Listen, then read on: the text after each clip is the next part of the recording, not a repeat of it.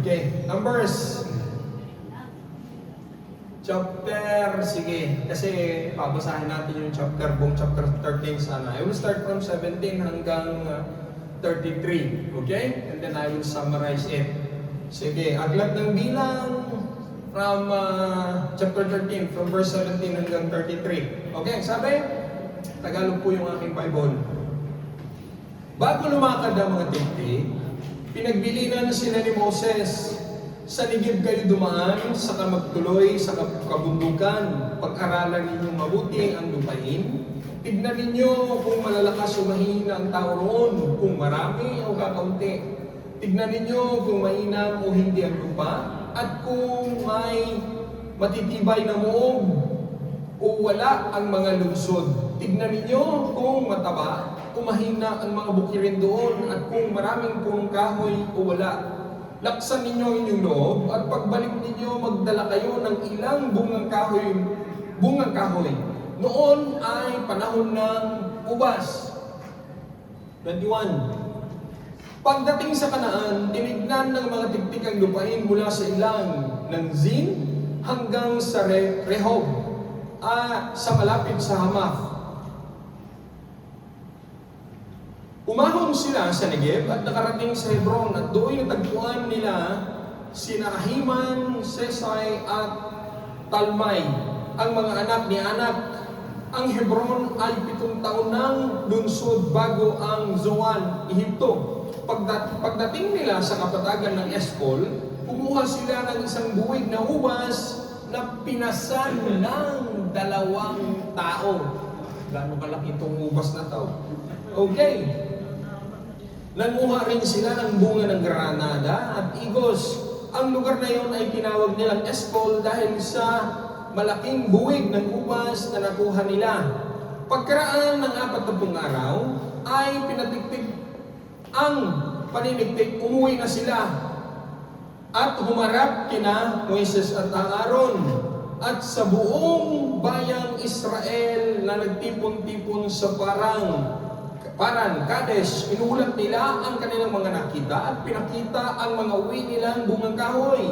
Ang sabi nila, nagpunta kami sa lugar na pinatiktikan ninyo sa amin. Mainam ang lupain yon, saganang-sagana sa lahat ng bunga, sa lahat ng bagay. Katunayan, ang bungang kahoy na kinuha namin doon. Ngunit malalakas ang mga taga roon, malaki ang lungsod, at matitibay ang moob. Bukod dito, naroon pa ang lahi ni Anak, sakop ng mga Amenisita ang Negeb, at ang kataasan ay natitirhan naman ng mga Hiteo, Jebuseo at Amoreo. Ang nasa baybay dagat naman ay ng ilog at ilog Jordan ay ang mga Kananeo. Pagkatapos nilang magsalita, pinatahimik ni Caleb ang bayan at kanyang sinabi, hindi tayo dapat mag-aksaya ng panahon. Lusubin na natin sila at tiyak na malulupig natin. Sumagot ang ibang tigtig, hindi natin sila kaya pagkat mas malalaki sila sa atin. Hindi maganda ang kanilang ulat na ito. At sinabi nila, higante ang mga taga roon. At ang sino mang magtangkang sumakop sa kanila, ay lalamunin nila ng buo. Nakita namin doon ang mga Nephilim. Ito'y lahi ni Anak, buhat sa Nephilim. Halos hanggang tuhod lamang kami. Praise the Lord for His Word. And I would like to ask everyone, can we all close our eyes and bow our heads? We will pray first. Hallelujah. Amang banal ang mga pangyarihan sa lahat, kumilalang ng langit at lupa, sa umagang ito, patuloy namin itinatalaga sa inyong magpagpalang kamay pag-aaral ng salita.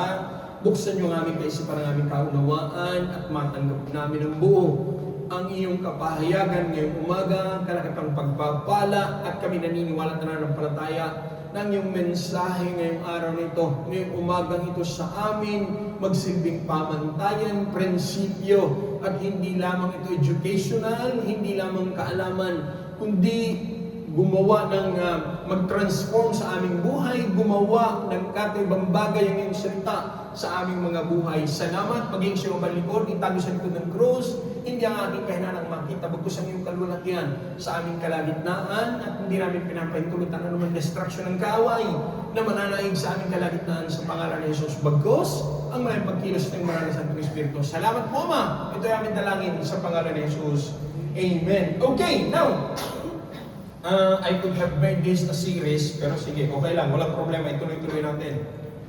2 Sundays ago, last Sunday, we were talking about yung crossing Jordan River. Tanda niya? Joshua chapter 3, tumawid na sila sa Ilog Jordan. Yun na yung final. Okay? Ito ngayon, nasa Numbers tayo.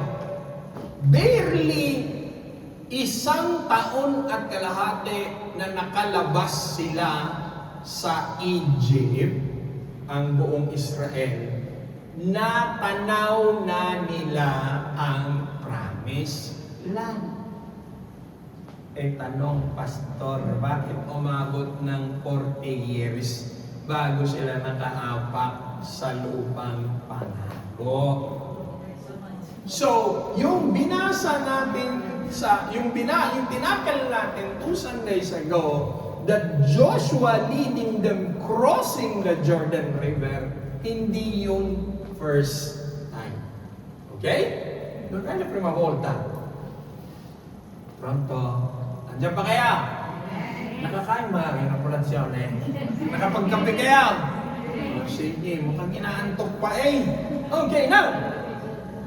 Dahil yung title po ng ating mensahe ngayon, looking at our personal giants. Lahat tayo may mga higanteng hinaharap sa buhay. Either financial, either relationship, either laboro, either salute. May mga kanya-kanya tayong hinaharap na higat. Hindi ko pa binabanggit ang Walls of Jericho. Iba pa yun, ha? Hello? Oh, now, ganito. Kasi, tingnan nyo, kung titignan natin ang mga balakid ba tawag, no? Obstacle? Balakid. Kung titignan natin ang mga balakid sa ating buhay na parang higante, at ikukumbate natin ng ayon sa ating lakas, ako na magsasabi sa ating lahat, wala tayong mararating. Just looking at the giants, mangangatog ka na, mag-aalala ka na. Figurati ang makipagkumbate sa giants. Kaya sa ating buhay, kung lalabanan natin ang mga higante ayon sa ating lakas, wala tayong mapapala. Kung mas marami ang preokupasyon, pag-aalinlangan, pag-aalala, pagdadalawang isip, may mapapala naman tayo. Stress. May mapapala naman tayo. High blood. Yun ang mapapala natin. Does God really want that for you? Yan ba talaga ang gusto rin sa buhay mo? Hindi. Pronto. Kaya ngayon, sabi ko nga, himay-himay natin. Ang sabi ko sa inyo, inilabas ang buong Israel mula sa Ehipto. Barely 1 year and a half sa paglalakad. Kasi dapat sandali lang nila marating ang lupang pangako eh. Kaso ang sabi ng Lord, kung padadaanin ko sila sa how I design, I would show it sa map, na kung padadaanin sila sa baybayin, mas madali nilang marating eh. Araw lang ang lalakbayin nila. May ang problema, ang sabi ng Lord, sa binasa natin, ang baybayin, anong sabi? Ang baybayin, sino ang mga nakatira? Ang mga Kananeo. May ang problema, may nakatira na. Bago nila makonquer, anong gagawin nila? Makipaglaban sila. Kaya lang, ang sabi ng Lord, hindi pa sila handang makipaglaban. Because for more than 450 years, they will slave sila sa Ehipto. Anong alam nila? Katulong sila doon, gumawa ng bricks, magluto, maglinis ng palasyo. Yun ang alam nila. Wala silang alam sa kumbatimento. Kaya ang sabi ng Lord, kung padadaanin ko sila sa baybayin, oo, sandali lang nilang marating ang lupang pangako. Pero makikipagbuno sila at makikipaglaban. At ang sabi ng Lord, baka magbago isip, bumalik sa Ehipto. Hello? Kaya ang sabi ng Lord, sige, dito ko kayo padadaanin. Sige. Kasi isa-summarize natin lahat. In short, sabi ko, pasintabi na ha, unahin ko na. Kaya tingnan nyo, ang mga Israelita, kahit saan ilagay, puro reklamo. Atras tayo, Exodus chapter 3, kay Moses. Anong sabi ng Lord kay Moses? Narinig ko ang daing ng aking bayan. Exodus. Moises. Nasa Egypt sila, Lord, kailan kami palalayain? Sabi ng Lord, sige, palalayain ko kayo. Gamit si Moises. Pinalaya ngayon, nakalabas sa ito. Bago pinalaya, alam niyo 10 plagues. Tama? Tapos yung pinakadulo noon, yun yung pahiran ng dugo ang damba ng mga bahay. At yung mga walang marka ng dugo, lahat ng panganay mamamatay. Pronto, kasama hayop doon. Tapos, doon, sabi ng Paraon, sige, magsialis na kayo dito. Di umalis. Nasa Egypt sila nagreklamo. Umalis sila mula sa Egypt. Tingnan niyo, bundok. Anong nasa harap nila? Dagat. Anong nasa likod nila? Humahabol ng mga Egyptian soldier. Nung nandun na sila sa sitwasyon, ano ulit nangyari?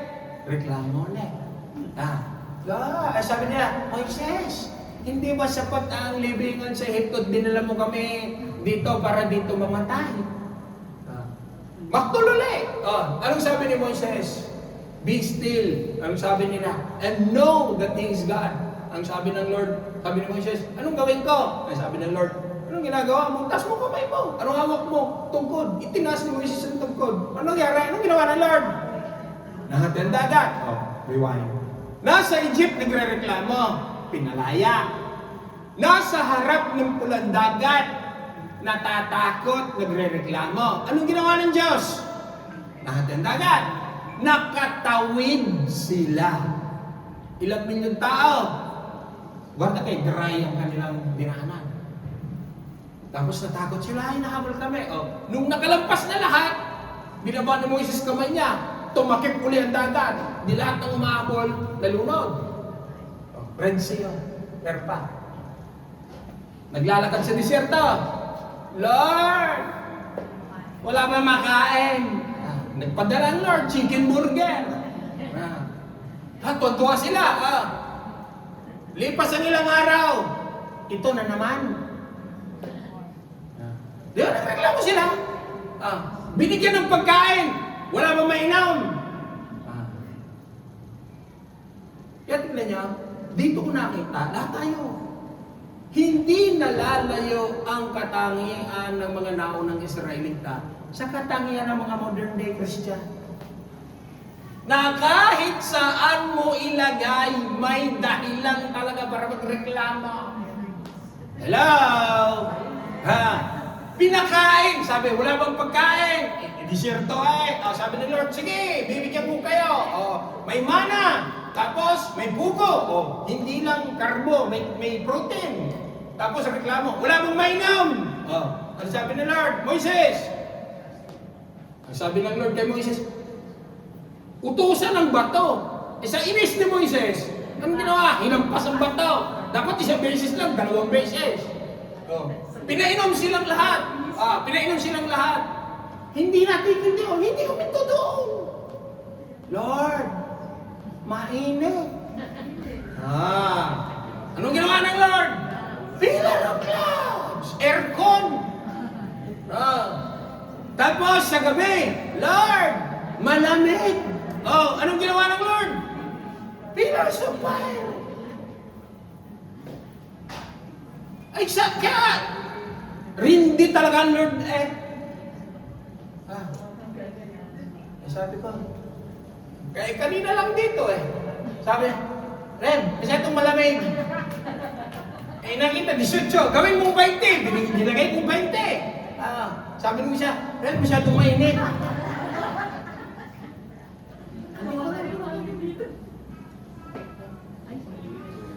Dumating na sa point ngayon, si Moises itong nag-uutos ang leader nila dito si Moises pa. Ang sabi ni Moises, tignan nyo nga yung promised land kung anong meron. Now, to be fair, 12 sila ang nagpunta. 12. Ibig sabihin, each tribe is represented by one person. Now, gaya ng kinuwento ko sa inyo nung nakaraan, yung 12 na yun, tumawid sila sa ilog Jordan because ang promised land nasa kabilang parte pa eh. So tumawid sila, nakita nila ngayon. Kaya kung titignan ninyo, dumaan sila sa, anong lugar yun? Eskol. Pumitas sila ng ubas. Tingnan nyo ang ubas na pinitas. 2 tao ang nagbitbit. Tangan-tangan ng Paul. And kung titignan ninyo sa parallelism, it represents na 2 magkatabi, 2 magnanakaw. At saan siya nakasabit? Sa kahoy. Kasi sabi ni Jesus, ako ang ubas. Kaya bitbit, ubas, 2. Gano'ng kalaki yun? Now, nung bumalik sila, walang problema nung nag-spy sila. Maganda. Mayaman. Malaki ang mga lugar. Ibig sabihin, the promise, without question, the promise of God for them that I will bring you to the land flowing with milk and honey is true. Tama? Agree kayo? Ibig sabihin, totoo. Kasi, tinignan muna nila. Nagpadala muna si Moises ng spy. Ang problema ngayon, hindi kung ano yung nakita nila.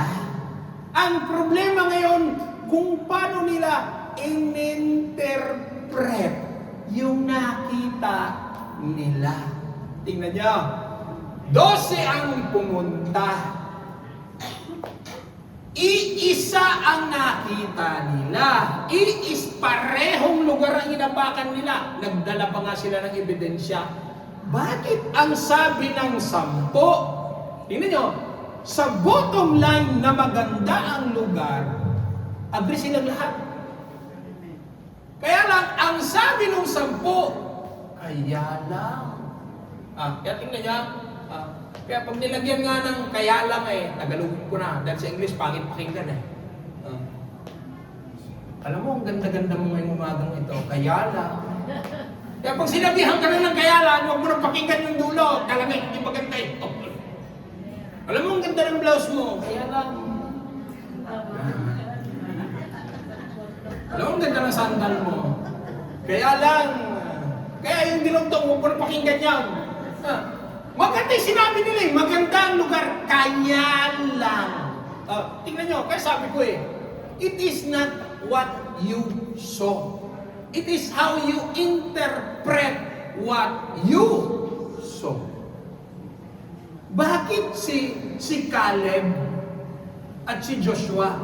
Ang sabi ni Caleb at si Joshua, maganda ang lugar. Agree silang lahat. Pero bakit yung 10 negative? Bakit yung 2? Punta natin, kunin natin yung binigay ng Lord. Kaya nga sabi ko sa inyo, walang question sa buhay mo.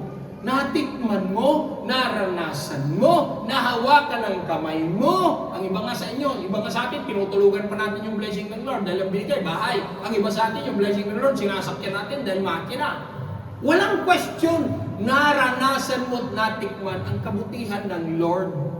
Bakit pagdating sa point na ipinakita ng Lord, ito yung promised land. Kaya lang, may ganti. Ulitin ko, it is not what you saw. It is how you interpret what you saw.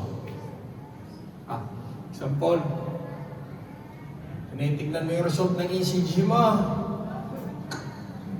Talaga. Bago mo pa nakuha yung, actually may pinagmulan yan Bago mo nakuha yung result ng ECG mo.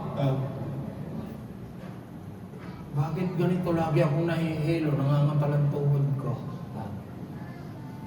Dukot ka ngayon kay cellphone. Kausap mo ngayon si ChatGPT. Body weakness. Dizziness.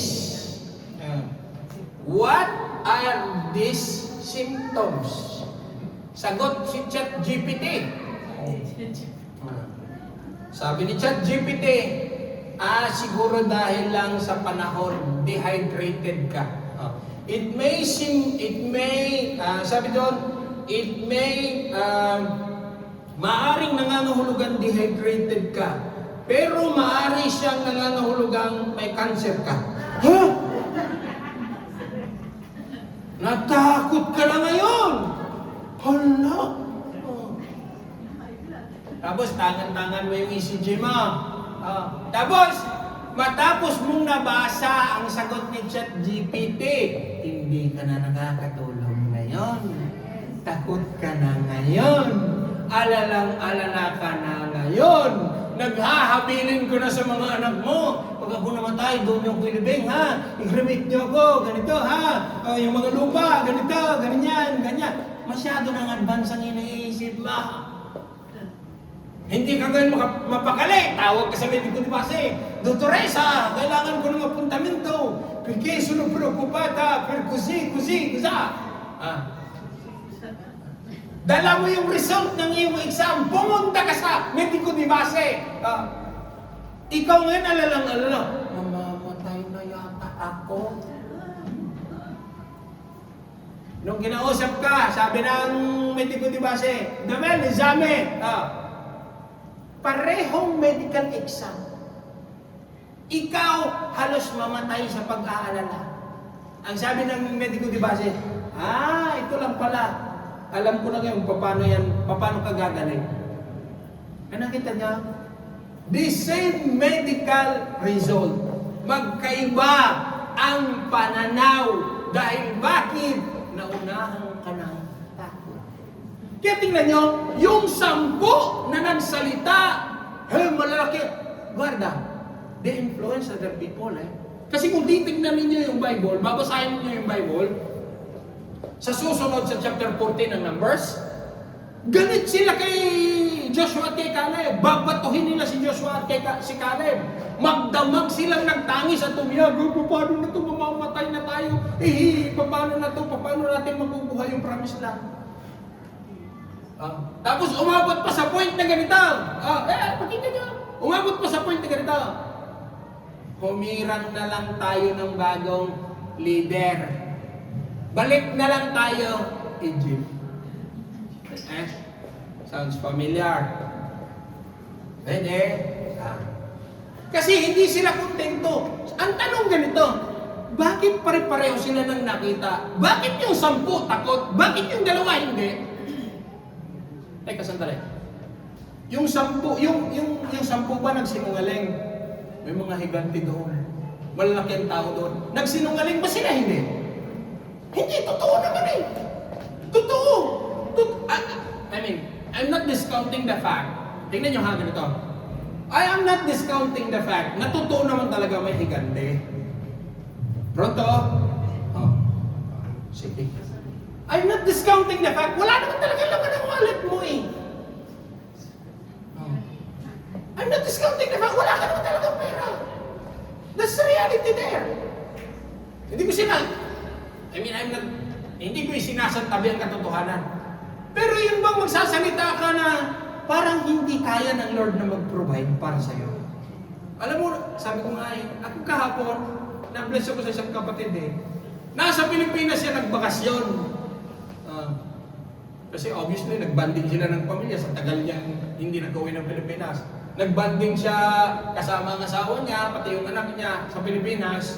Ang hindi niya alam, yung amo niya, dinala na pala sa ospital Hindi niya alam, pagbalik niya pala, wala na pala siyang trabaho. Pero ang hindi niya rin alam, bago siya mawalan ng trabaho, ay nandyan ang Lord. Amen. Tama! Kaya nakaka-bless, tinanong ko, Elora, paano yan? Sabi niya, hindi ko, kung nagpan ako ng bagong kontrata. Sabi ko, ang bilis naman ni Lord. Kaya tingnan niyo, hindi pa natin nakikita para sa Lord, tapos na. Kasi bakit? Kasi bakit? Ang promise ng Lord, sabihin mo sa katabi mo, ang promise ng Lord, totoo. Amen. Ang sabi ng Lord sa kanila, I will bring you to the land flowing with milk and honey. Isang lugar na mainam tirhan. Is it true or false? True. Kaya lang, kaya lang, may giant kang kakaharapin. Ang presence ng giant, hindi nagpapawalang bisa sa totoong pangako ng Diyos. Pronto? Kaya nga sabi ko sige, example. Sige, look at me. Tignan niyo ako lahat. Example. Isang church. Isang mensahe na rinig nating lahat. Isang pastor na nag-preach. Sa permata pa lang ng 52, sabi nung isa, alam mo, blessed na blessed ako sa mensahe ng Lord. Sabi nung isa, alam mo, hindi ko naintindihan si pastor. Hindi ko yung mga pinagsasabi. Matindi ito! Sabi nung isa, alam mo, hindi ko type yung barong ng pastor ngayon. Isang church ang pinuntahan. Isang mensahe na narinig. Isang pastor ang pinakinggan. Tingnan niyo ganito. Alam mo, blessed na blessed ako sa music team kanina. Talagang ramdam ko presence ng Lord. Sabi nung isa, diyan pa lang sa permata ng 52. Sabi nung isa, grabe naman yung music team. Hindi mo lang pinakanta yung paboritong kantang On the Wings of Love. Sabi naman nung isa, wala. Kanina ang music team, wala yung drummer, huli. Kaya tingnan niya, yun. Isang music team ang pinakinggan. Kaya tingnan niyo, ang taong ungrateful, kahit saan mo ilagay, they will always find something to complain. Kanina nga lang sabi ko, pambihira. Aircon ang pinag-uusapan. Sabi siya, malamig. Itaas mo. Itinaas ko. Sabi ko siya, mainit. Kaya tingnan niyo, kapag ungrateful ang isang tao, you will always find something na may irireklamo. Tama. Kasi alam niyo kung bakit? Egypt mentality yan. Slave mentality yan. Pero ang isang taong mapagpasalamatin sa Lord, kahit nasa disyerto, ang pakiramdam niya, nasa promise land siya. Amen. There will always be something to thank God. Amen. Sige, palakpakan natin sa Lord. A couple of Sundays ago, mainit. O di sige, ilipat natin ang service sa umaga.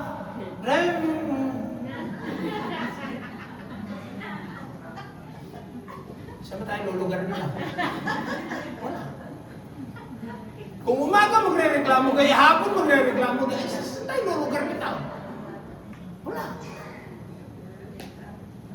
Kaya tingnan nyo, sabi ko, hindi nalalayo ang mga Israelita noon, sa panahon nila noon, sa panahon natin ngayon. Kasi ang isang tao mapagpasalamatin, there are a lot of things to be thankful to God for.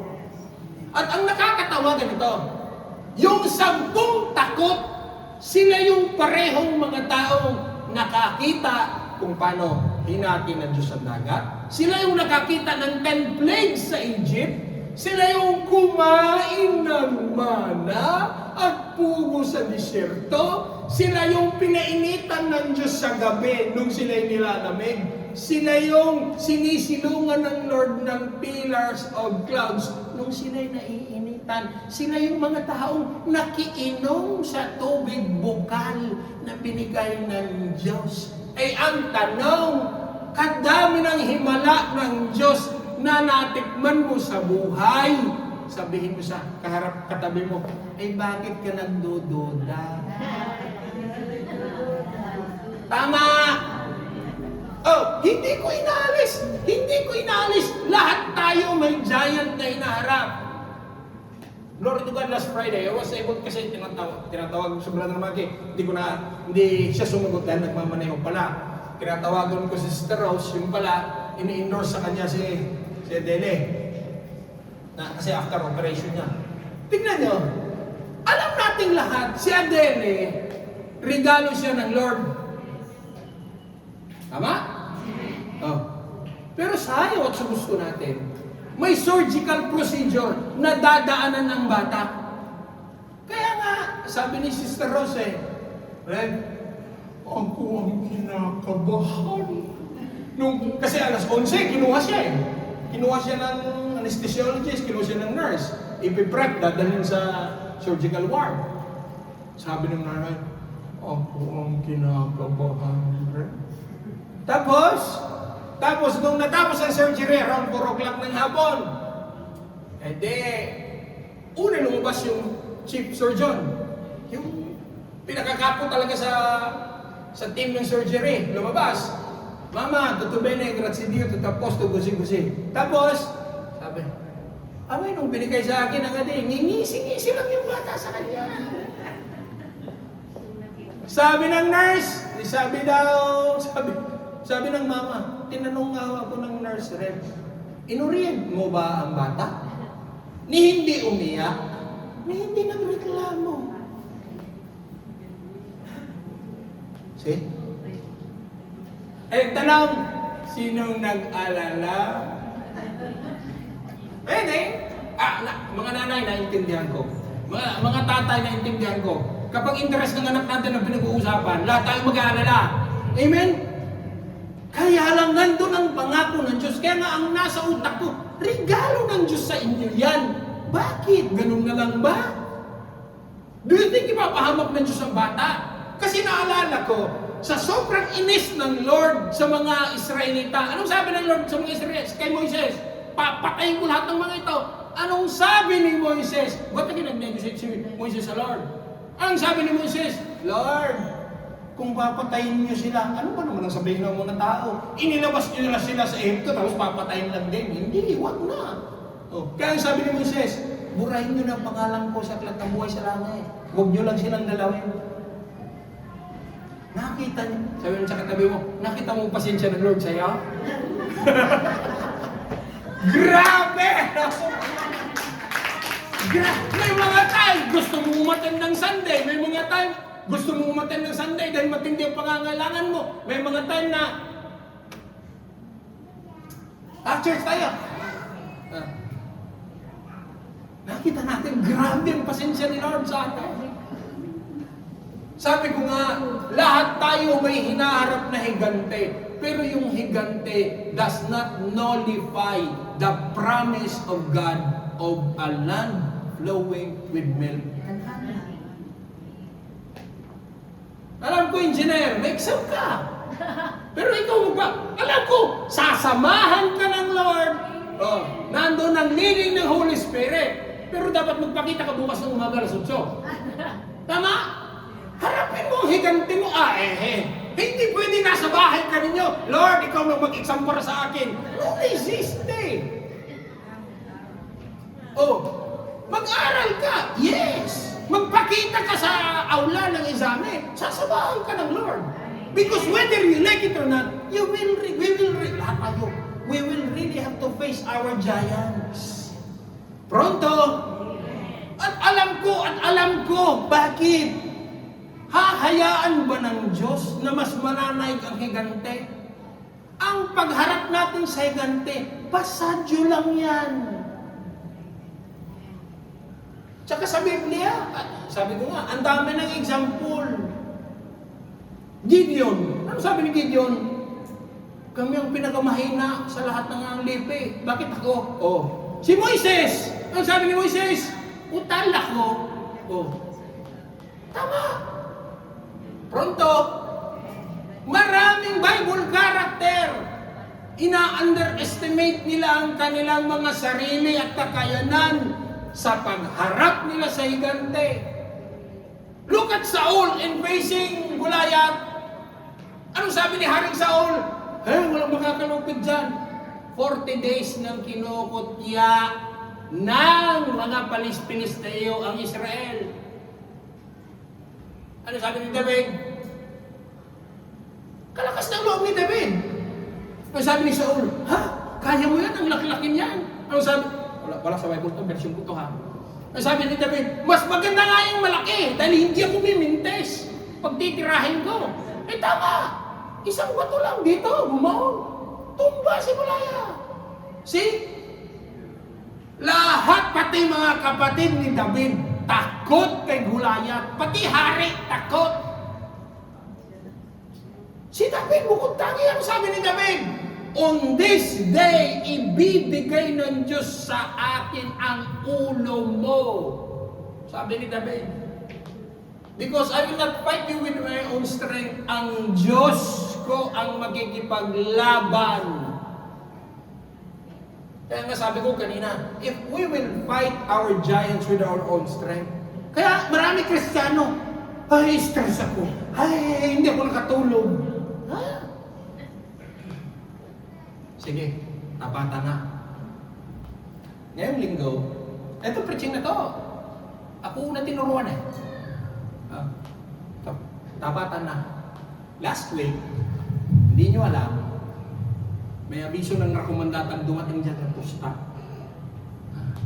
Ang nakalagay dyan, sensa. Sa mga sanay-sanay tumanggap ng rekomendatang nakalagay dyan, sensa.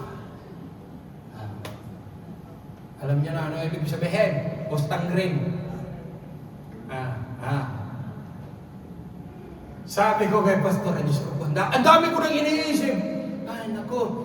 Ang una kong iniisip, multa ng basura to kasi pag mga kapatid nagtatapon ng basura, hinahalo lahat lang. Buwan tagay, pag singgulo individual, pag singgulo na lokale, check may minimo, check €5, di multa. Ay siya. Pag ang palatsyo nagmumulta yan, kung may minimo, check divided ko yung kabitante. Yun ang una kong iniisip, sabi ko, Panginoon ko, ito, sigurado to. Kasi bakit? Sabi ko, ang una kong inisip, ang basurahan. Kasi ako naglalabas, nung wala si Brother Eman nasa Pilipinas, ako naglalabas Biyernes ng gabi, alas 9:30. Ako naglalabas ng gabi, kita ko eh. Kasi binubog, talagang kuminsan pagbote ng tubig talaga, binubuksan ko yung sa taas. Kasi walang problema sa plastic eh. Ang problema yung generic ko, talagang lahog-lahog eh. Yun ang una kong inisip. Ay, multa to. Ang pangalawa kong iniisip, because 2 weeks ago, nagbayad tayo ng ating lokale. And it so happened, per legge, anti-recycladyo, pag nag-deposit ka sa bangko ha, ng 200 bill o 500 bill, ang dami nilang tanong. Pinapotokopya pa yung 500, pang potokopya ng aking karta identita, ganito. Bago yung identity doon sa bangko. Sabi ko, nasan si Massimo? Ay, Feria, turn na si Timana Prosimo. Sabi ko, patay. Kasi kung dati kong katransaksyon, alam ko, check pensuyo. Ganito lang yan, tapos. Bago yung nasa kasa. Siguro magdideposit muna ako, pambayad ng lokale natin. Kasi ginagawa ko, binibilang ng treasurer. Dinadala ko, dinideposit ko. Pagkatapos ng deposit, saka gumagawa ko ng bonifico. Sa deposit pa lang, kalahating oras ko naghintay sa bangko. Sabi naman natin, wala akong ibang pera. Sabi ko, sana kung kunin ko yung 200, papalitan ko ng 450. Wala eh. Sabi sa akin ng kaditi, aspetta natin mo, ginabuhan ka rin sa manager, ganito, ganyan. Magkukumpilan ng modulo, ganyan. Kalahating oras ako nakaupo doon, tagal ko, mga tao na sa likod ko, galit na. Mga matatanda. Paglabas niya, sabi niya sa akin, hintayin mo, magmamanda siguro sila sa iyo ng rekomendata. Yun ang pangalawa kong inisip. Tapos sabi niya, anong ilalagay natin kausali?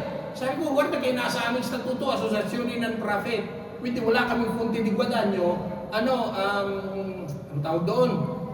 Donazione ng membro. Ilagay mo na lang, donazione membre. Sabi niya, mabini, ilagay niya. Pero, sabi niya, kasumay. 2. Guardia di Finanza, Agenzia della Entrata. loro te lo mandano raccomandata, caso mai che loro le mandano raccomandata, tutte le devi spiegare a loro kung saan nanggaling yan. Yun ang pangalawa kong iniisip dun sa raccomandata ngayon. Mamma mia. Sabi ko, Lord, ay wala. Hindi mo pwedeng ignore. You really have to face the giant.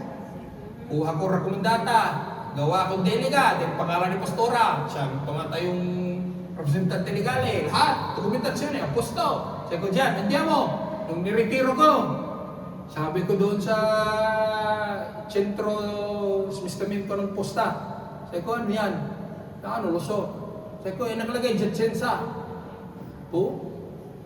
Sabi sa akin, nung po siya mga pre-rem posta, ikaw nang magbukas.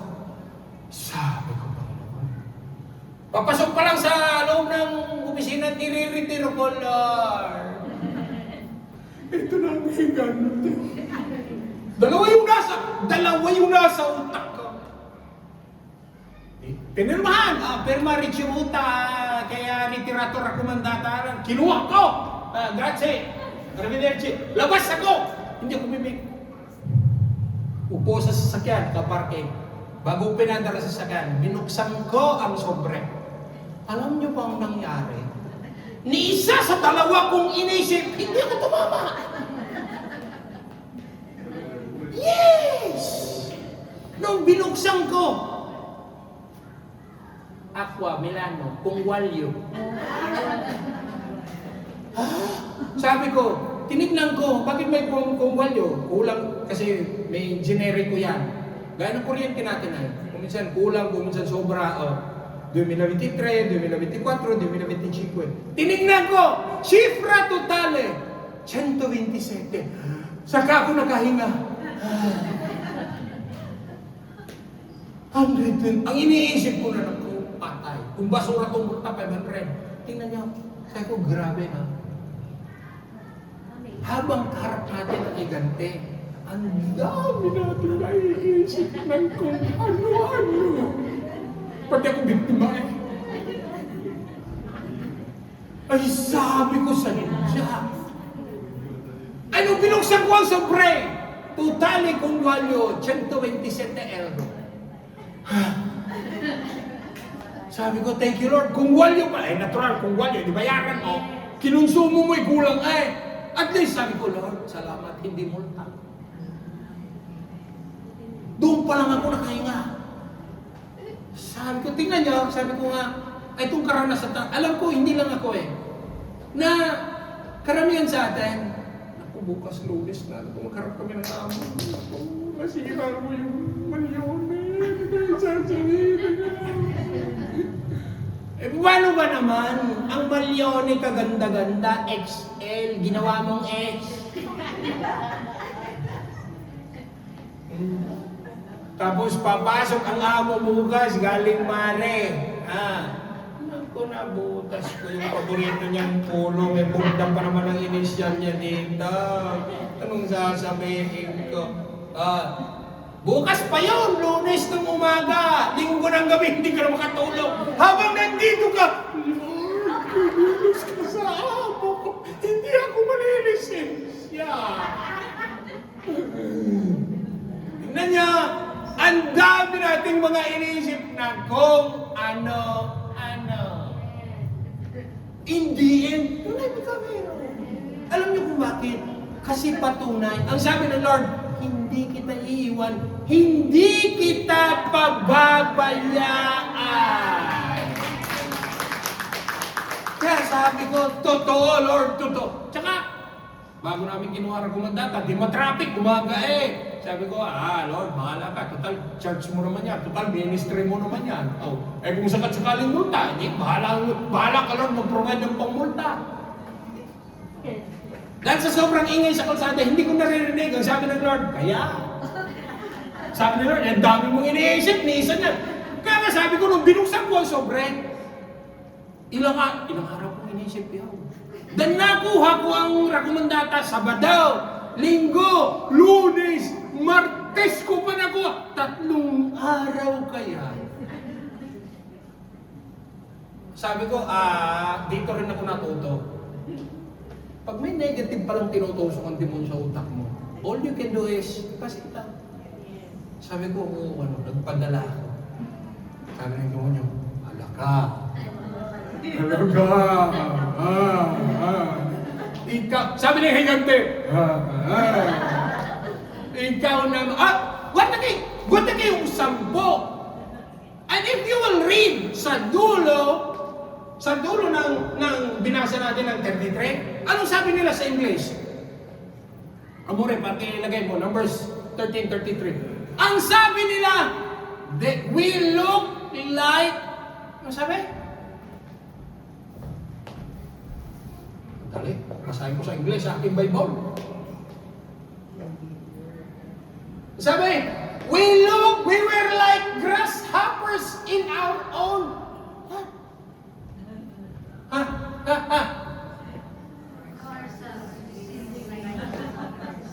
Sandali. Sino nagsabi niyan? Mga higante? Ha? Sino nagsabi nila? Higante? Hindi. We look like grasshoppers in ourselves. Kaya pala, tingnan nyo ha, kaya pala ang totoong higante, wala sa Kanaan. Ang totoong higante, sabi mo sa kasama mo, katabi mo, nandita.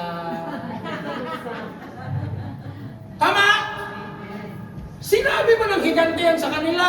Ay, you look like grasshoppers to our, obviously, spy sila. Di walang nakakalam. Obviously, hindi sila nakita. Paano sila sasabihan ng mga higanteng ganyan? Kaya ang totoong higante, wala sa Kanaan. Nandito. Oh, worse, wala sa Kanaan. Nandito.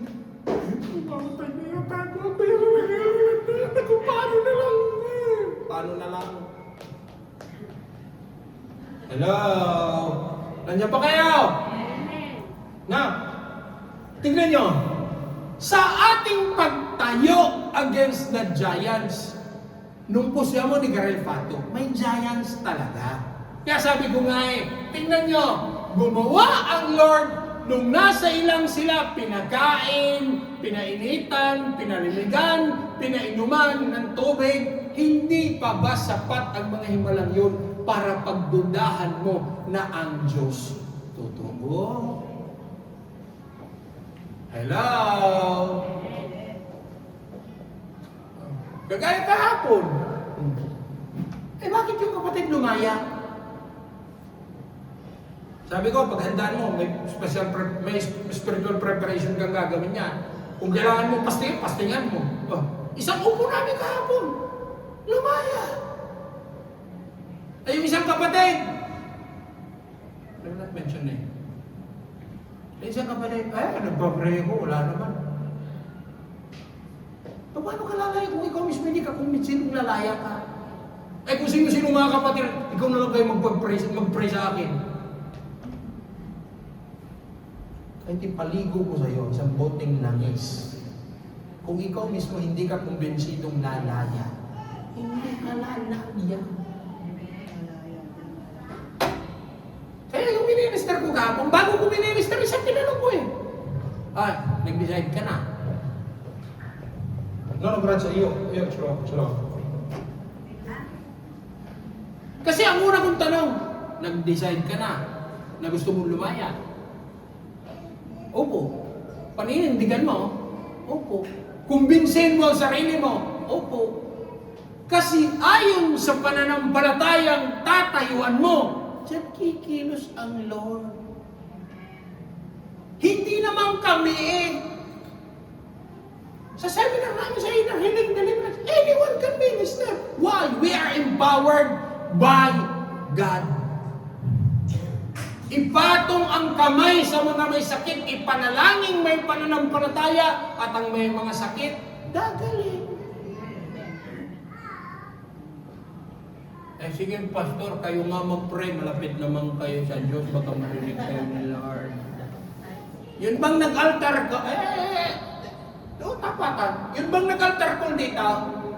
Tapos lalapit sa'yo, magpapapray. Bisan mo, kita mo sa mata titingin sa'yo ng ganyan. Tapos, ano? Para ba hihintay na ang nangyayari dito?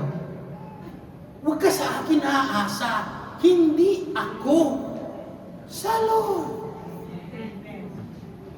Lalapit sa ulan.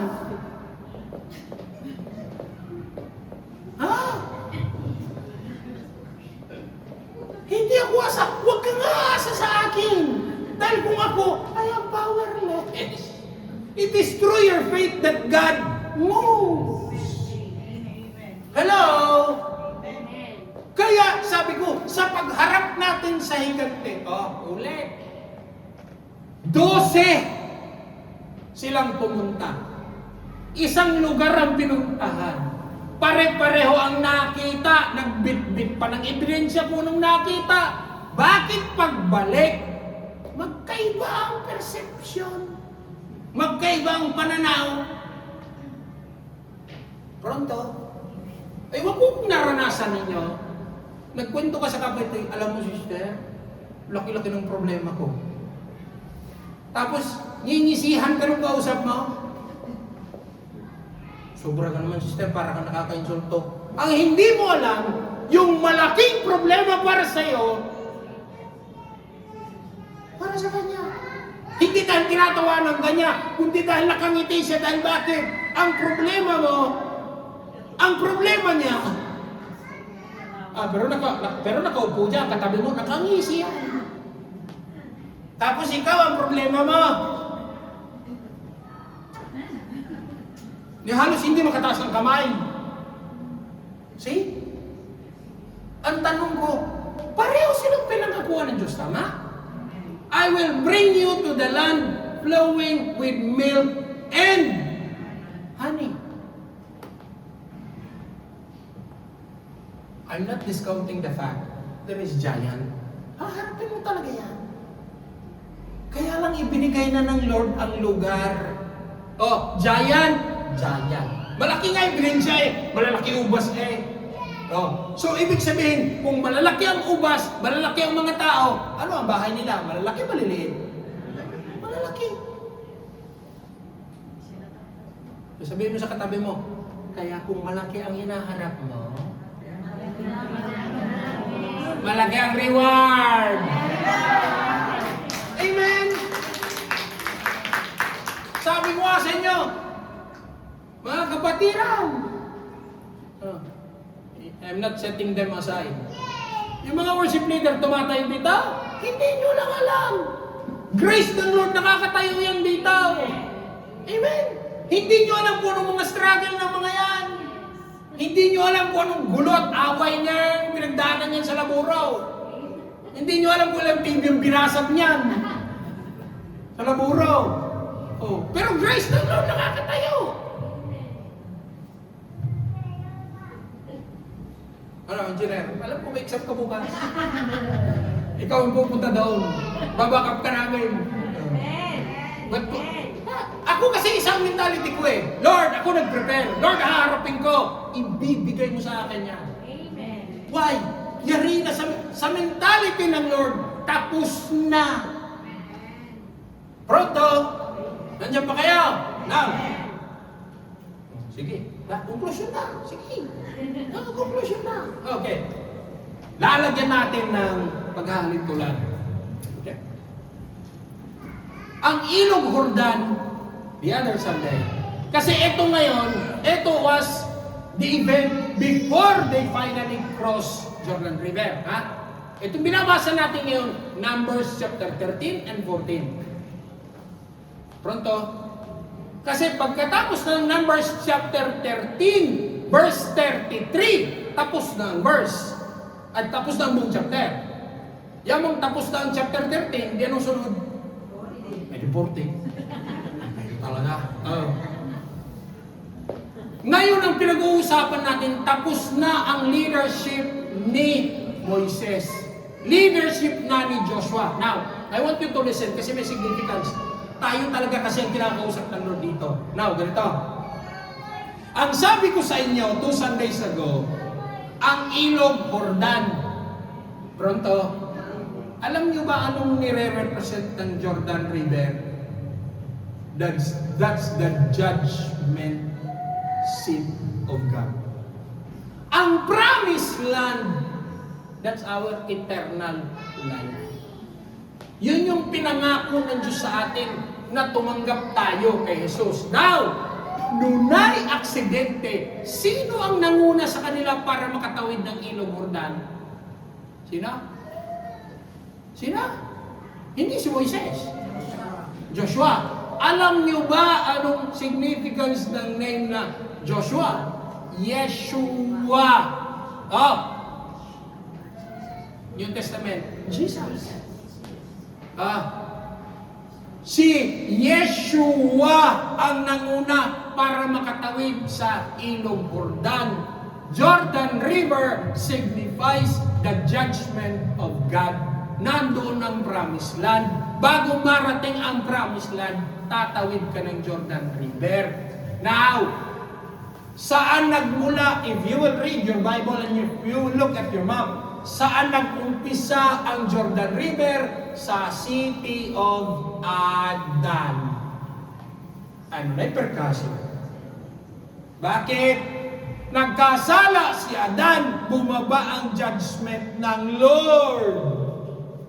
Kaya, kung tatawid ka sa ilog Jordan, nanggan ang lakas mo, hindi ka makakarating sa promised land.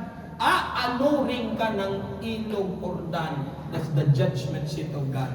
And if you look at your Bible maps, ang Jordan River nag-umpisa sa Adan. Saan siya hahanto? Sa Dead Sea. Kaya kung maaanod ka ng Jordan River sa judgment ng Lord, ang katatapusan mo, Dead Sea. Nakuha niyo? Tingnan niyo. 2 Sundays ago, si Joshua ang nanguna. Pero hindi si Joshua ang una. Anong una? Ibigit ng mga Levita. Ano yan? Arko. Pronto. At alam niyo ba ang Ark of the Covenant, sa taas ng Ark of the Covenant, may dalawang cherubim na nakatakip. And that represents the mercy seat of God. Kaya ang unang tatawid sa judgment ng Jordan is the mercy of God led by Yeshua. Kaya bago tayo makarating sa buhay na walang hanggan, which is the promised land, tatawid tayo sa Jordan River, which is the judgment of God. At kung tatawid ka na solo, aanurin ka ng judgment ng Diyos, ang hahantungan mo sa dulo, Dead Sea.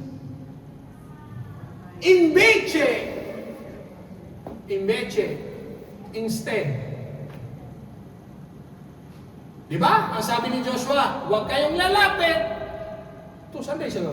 Paunahin niyo ang arka para makita niyo kung saan sila pupunta. Sundan ninyo. Yun ang aminin ni Joshua. Kung susundan mo saan ka ililit ng Lord, ang mangunguna is the mercy seat of God. Pagdating mo sa Jordan River, imbis na dadalawang ang Jordan River, which is the judgment of God, aampatin siya ng mercy seat of God. Itigil ang Jordan River. At makakatawid ka tranquilamente. Papunta sa saan? Sa promised land. Yes. Ginanda yung Diyos ko, basta. Nasundan niyo?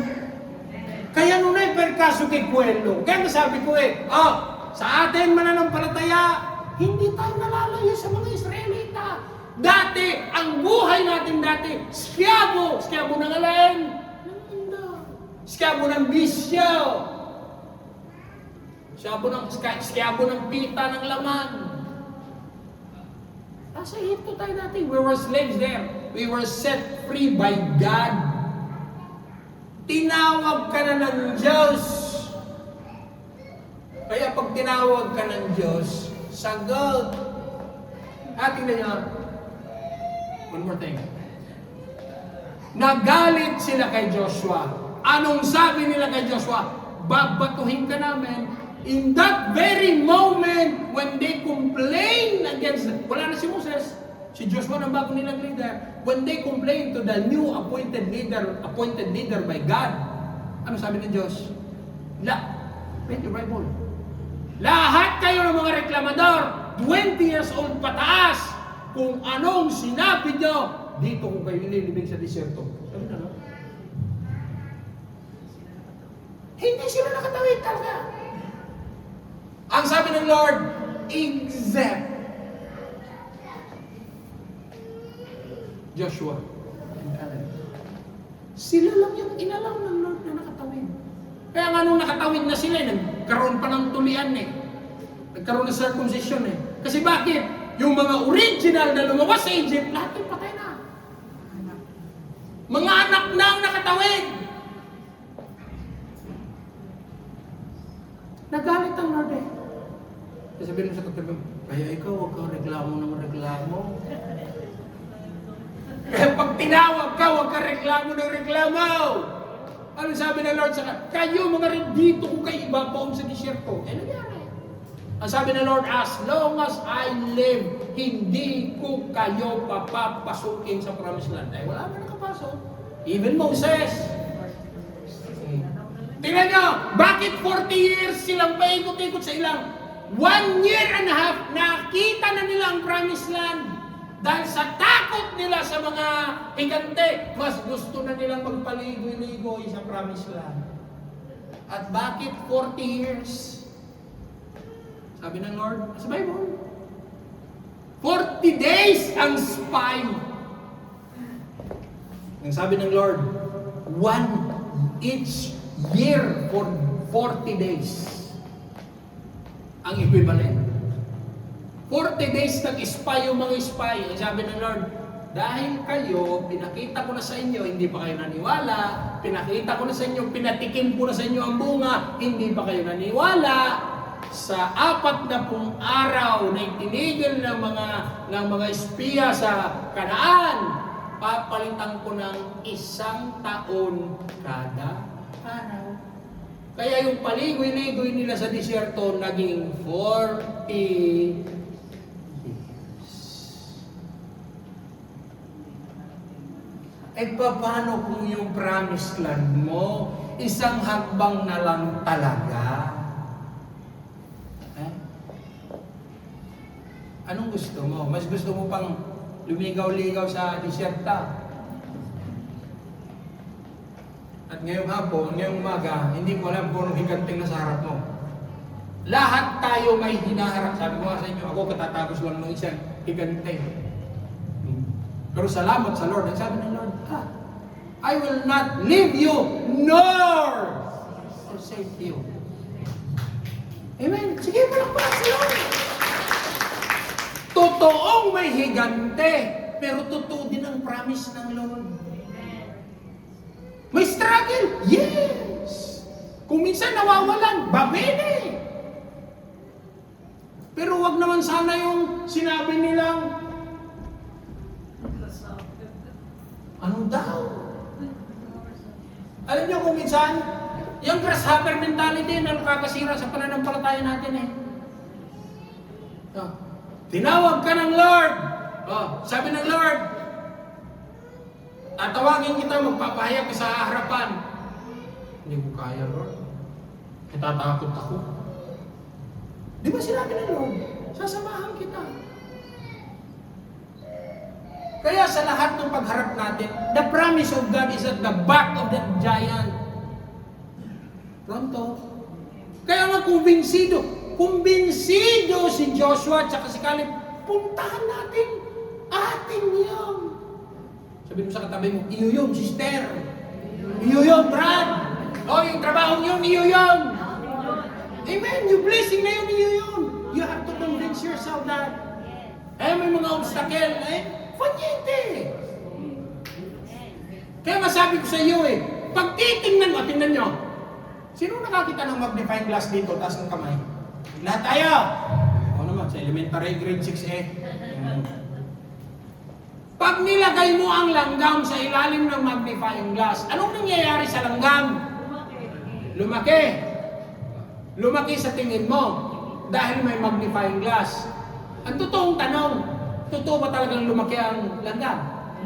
Hindi. Eh anong nagpalaki sa langgam? Magnifying glass.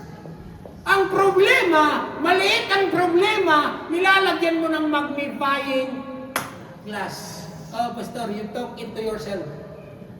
Oh, ay, sabi ko yung sa inyo, kakukuha ko ng retsibutan ng rekomendata. Oh. Takin nyo, dalawang inisip ko. Ni isa sa dalawa, hindi ako tumama. Sabi ko, Lord, grabe ka talaga. Kaya totoo eh. For our thoughts. Sabi ng Lord, for your thought is not my thought. At kung gano'ng kalayo ang agwat ng langit sa lupa, ganong kalayo ang agwat ng ating kaisipan.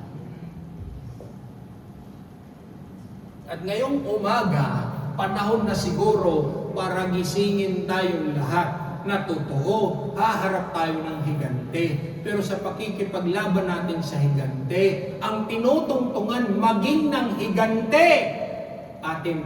If you will read chapter 14, nung nagpadala ulit, Joshua chapter 2 pala, sorry. If you will read Joshua chapter 2, sa bahay, basahin nyo. Ako, binasa ko lahat ng mga events na to eh. If you will read Joshua chapter 2, bago nila tawirin ng Jordan, yung binasa natin Joshua chapter 3, nagpadala ulit si Joshua ng spy. Hindi para kumbinsin, tatawid sila. Nagpadala si Joshua ng spy. And this time, it's not one. Dalawa na lang. At sinong kumukop sa mga spy? Ang prostitute na si Rahab. At nung nandun yung spy sa bahay ni Rahab, naalala nyo, isinakay sila ni Rahab sa basket, inulong sa bintana, palabas sa wall. Hindi nyo nabasa sa Biblia? Sa Biblia, chapter 2. May nireveal si Rahab sa dalawang spy. That is 40 years after. Numbers 13, nakita nila malalaki. Joshua chapter 2, ang sabi ni Rahab, alam nyo ba, ang mga tao dito, nung narinig na hinati ng Diyos ninyo ang dagat, nung pinakain kayo sa ilang, ang mga tao dito sa loob, takot. So nangangahulugan na yung kinatatakutan nila, takot din sa kanila. Naintindihan nyo? Nakuha nyo yung diskurso? Hindi. Yung higante pala na kinatatakutan nila, takot din sa kanila.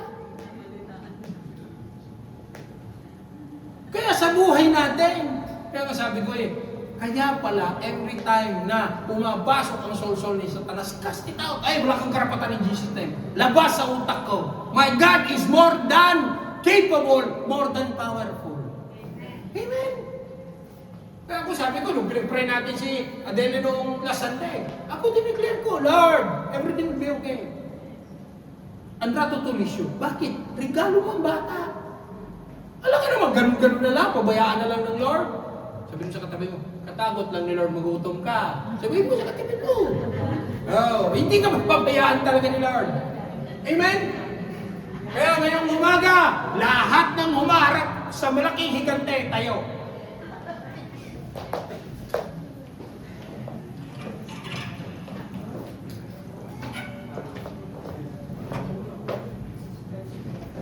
Sige. Ang mga higante sa buhay natin na hinaharap natin, magkaiba. Yung para sa iba, financial, yung iba para sa legal na usapin, yung iba nalusok para sa salute, yung iba diskurso ni laboro, I don't know. Yung iba, relationship, yung iba credibility, siniraan ako, ganito. Huwag mo ipagtatanggol sa sarili mo. Anak ka ng Diyos, lumakad ka lang ng may katwiran, tungkulin ng Diyos, ipagtatanggol ka, huwag na huwag kang gumanti. Yan ang bilin ko sa iyo. Pinag-uusapan nila ako, sinisira. Do not even speak. Huwag ka sumagot. Zita. Imbis na sumagot ka, ilan mo yung oras mo at yung lakas mo mag-pray ka. Ano sabi? No weapon formed against you can touch you. Lumakad ka lang ng matuwid, hindi ka nila kayang galawin. Amen? Kaya ngayong umaga, magkaiba yung dimension ng ating giant. Pero lahat tayo maharap ng giant. Salamat, Pastor, yung akin patay na kahapon. Stay atento kami darating mula eh. At yung higanting natumba sa harapan mo, evidence yan na kahit sinong higante pang haharap sa iyo, kayang-kayang itumba ng Lord. Amen? Sige, everybody, close your eyes, hold on your heads. 2 hands, raise. Taas, 2 kamay. Panginoon, sa umagang ito, lahat kami umaharap ng iba't ibang higante sa buhay. Saga ng aming lakas, hindi namin kaya. Saga ng aming kakayanan, anong pwede namin gawin? In the face of our fragility, sa gitna ng aming karupukan, sa gitna ng aming kahinaan, anong kaya namin panlaban sa mga higanteng ito, Panginoon? Pero alam namin, kagaya ng diniklara ni David, sa araw na ito, itutumba ng Diyos ang higanteng nasa harap mo. Panginoon, sa pagtaas ng aming 2 kamay, tanda ng pagsuko na sa gaan ng aming kakayanan, wala kaming pwedeng gawin. Pero ikaw na Diyos, na aming Panginoon, na aming tagapagtanggol. Ikaw ang aming saklolo, ikaw ang aming muog, ikaw ang batong sandigan, ikaw ang nagtatakip sa amin, ang iyong malabay na pakpak, ang siyang magtatakip sa amin. Panginoon, kagaya ng mga disipulo, they were on the same boat with Jesus. But Jesus simply commands the storm to come down. Panginoon, hindi namin hinihingi na mawala ang higante. Pagkos hinihingi namin, Panginoon, bigyan mo kami ng bagong pananaw na kahit gaano kalaki ang higante sa aming harapan, ikaw at ikaw ang makikipaglaban, hindi kami. Panginoon, bigyan mo kami ng bagong kaisipan na gaano man kabigat ang hamon ng buhay, gaano man kalaki ang problema, mas malaki ka na Diyos kaysa sa mga higanteng aming hinaharap. Mas malaki ka na Diyos kaysa sa walls of Jericho na mas matibay. Panginoon, alam namin anumang higante ang nasa aming harapan sa oras na ito. Pagtibayin niyo ang aming pananampalataya, pagtibayin niyo ang aming pasensya, ang aming faith, ang aming belief that you, O God, will never change. Dahil ang sabi niyo, Panginoon, hindi niyo kami iiwan ni pababayaan. Kaya ngayong umagang ito, lahat kami na nandito, maging mga kapatid na hindi namin kasama, palakasin, patatagin, bigyan ng bagong pananaw, Panginoon. Pananaw pointing towards the promised land that you have promised to us, na tatapakan namin, na matitikman namin ang masasarap at magagandang bunga ng lupang ipinangako niyo sa amin. Lord, kami naniniwala at nananampalataya that every time that there is battle, hindi kami, ikaw ang magkikipaglaban. Ang aming dalangin, Panginoon, bigyan niyo kami ng katatagan sa gitna ng mga pagsubok na ito. Hindi takot, kundi, O Lord God, lakas ng loob, pananampalataya, every time that giant threatens us. Habang miniminatsa kami ng mga higante, habang tinatakot kami ng mga higanteng ito, ikaw na Diyos ang aming tanggulan, ikaw ang Diyos na magpo-provide sa lahat ng aming pangangailangan. Kaya naman, Panginoon, sa umagang ito, sa mga palad na ito, idaloy niyo ang kalakasan, spiritual, physical, emotional, ang the godly wisdom, knowledge, and understanding, yung mga kapatiran na gagawa ng mga importante at mahahalagang desisyon sa mga sumunod na araw. Lord, enlighten our minds. Give us a new perspective kung paano namin haharapin, Panginoon, ang mga hamon sa buhay. Dahil alam namin, ikaw ang aming kasama. It is not by might, nor by power, nor by by strength but by the power of the Lord. Panginoon, Ikaw, Lord God, ang magpapalakas sa bawat isa sa amin. At kami naniniwala at nananampalataya, sooner or later, tatapakan namin ang lupang pangako sa bawat isa sa amin. Panginoon, salamat at sa umagang ito, sa iyohan ng iyong banal mga karanduang lahat ng aming natanggap. Hallelujah. Ito ay aming dalangin sa pangalan ni Jesus. Amen. Manatili po tayo nakatayo na